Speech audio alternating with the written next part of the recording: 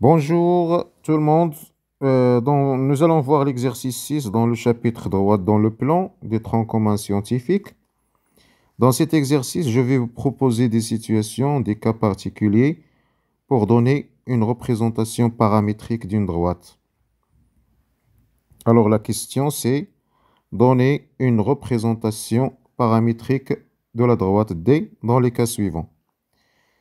On avait des exemples dans le cours, donc nous allons faire de même pour nous rappeler le cours et en même temps pour bien comprendre la représentation paramétrique. On a dit dans le cours que pour donner une représentation paramétrique d'une droite, nous avons besoin d'un point qui appartient à la droite et d'un vecteur directeur. Dans le premier cas, tous les éléments sont là, donc on donne directement le système, la représentation x égale y égale les coordonnées du point C2 moins 3 plus les coordonnées du vecteur directeur multiplié par le paramètre. Donc c'est moins t et plus t avec t appartient à R.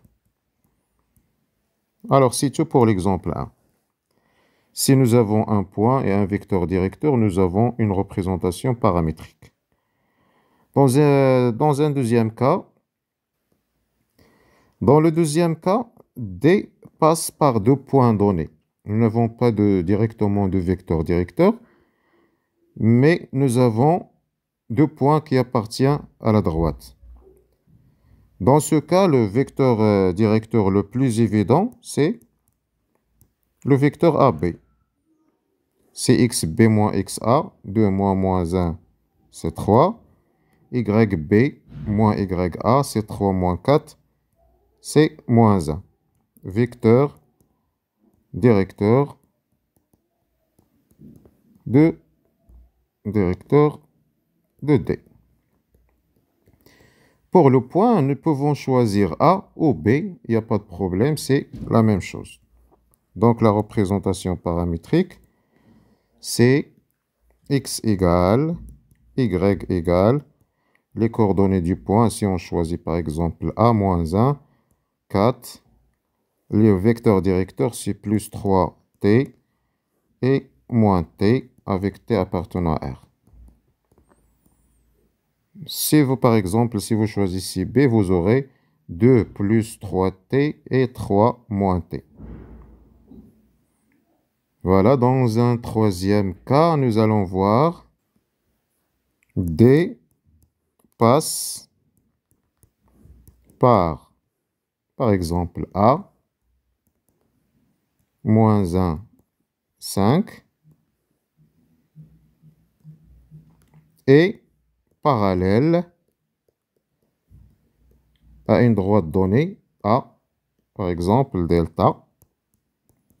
Delta est défini par sa représentation paramétrique x égale, y égale,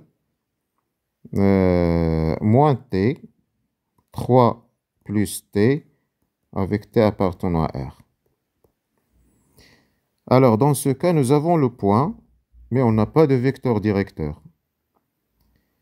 Le fait que D est parallèle à delta va nous aider à avoir un vecteur directeur. On va, par exemple, relever un vecteur directeur de delta. Vous savez que si vous avez une représentation paramétrique, vous pouvez avoir un vecteur directeur qui est les coordonnées du vecteur directeur de delta sont les coefficients de t. C'est moins 1, 1, et directeur de delta, donc de D.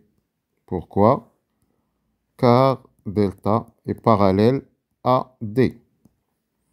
Alors, nous avons un vecteur directeur de D, nous avons un point, donc directement la représentation paramétrique de D est prête. X égale, Y égale. Moins 1, 5, les coordonnées de A, moins T et plus T avec T appartenant à R. Voilà, nous avons vu trois cas. Est-ce que nous avons d'autres cas? possible qui pose problème. Oui, nous allons ajouter par exemple le cas D est parallèle à l'axe des abscisses et passe par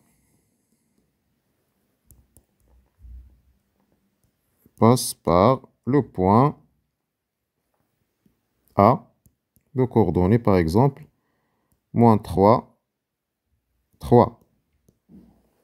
Alors, dans ce cas, nous avons un point, mais pas un vecteur directeur. Mais le fait que D est parallèle à l'axe des abscisses, le vecteur directeur le plus évident de l'axe des abscisses, c'est le vecteur unitaire I. Et quelles sont les coordonnées de I? 100, 1, 0, dans le repère OIG. Nous avons le repère OIG. Alors, le I et les coordonnées de I, 100, 1, 0. Et les coordonnées de G, 100, 0, 1. Dans ce cas, I, c'est notre vecteur directeur favori pour la droite D. Alors, D est dirigé par I de coordonnées 1, 0. Donc, nous avons un point et un vecteur directeur. Alors, la représentation paramétrique est prête. C'est x égale, y égale. Les coordonnées du point, c'est moins 3, 3. Plus 1t, c'est t. Plus 0. Alors, c'est la représentation paramétrique dans ce cas. D'accord? Et si les parallèles, par exemple, à l'axe des ordonnées, vous aurez G comme vecteur directeur. Donc, c'est clair. Alors, on arrête pour cet exercice. L'idée est claire. La représentation paramétrique nécessite la connaissance d'un point et d'un vecteur directeur. Donc, nous devons toujours nous débrouiller pour avoir ces éléments. Et si nous avons ces éléments nécessaires, donc nous aurons directement la représentation recherchée. Alors, à la prochaine vidéo, Inch'Allah, dans l'exercice 7.